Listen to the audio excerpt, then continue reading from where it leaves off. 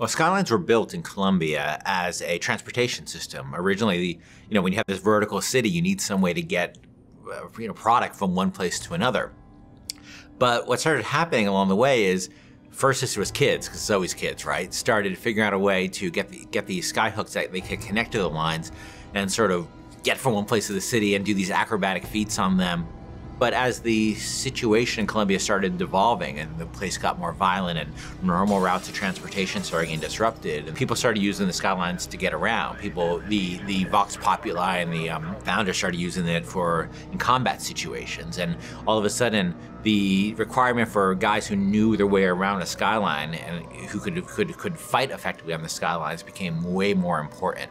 And by the time Booker gets to Colombia, the skylines have a broad range of usage, and you'll see in the demo, cargo being moved around on those things. That creates even a more hazardous situation.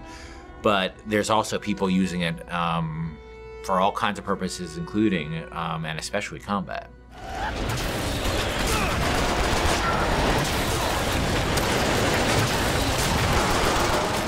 One of my big frustrations in working on Bioshock 1 is we had the ocean, but it was really just a piece of art. We never really dealt with, what it was like to fight at the bottom of the ocean in any meaningful way.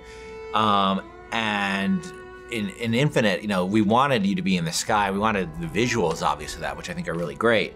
But we also wanted vertical combat.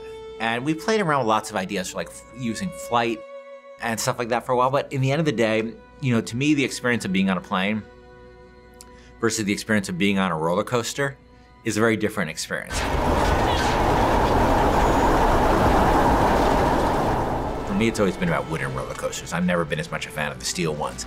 And that sort of clackety-clack feeling of, that going up to the top of a hill and then going over, and that amazing feeling you have.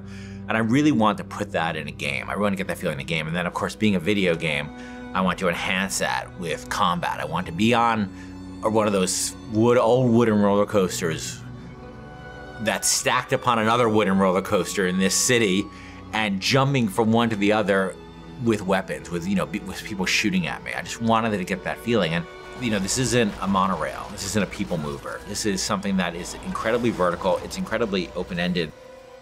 And that's what Bioshock games are about. They're about giving the player a ton of tools and a ton of options and just letting them go to town.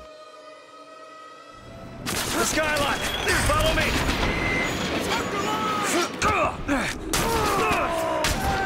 To tell you the truth, it took a long time to get it right, but I think we're really at the stage now where it feels just great. And it looks awesome and it feels awesome. And it's one of our biggest challenges on Infinite, and I think we're really getting there.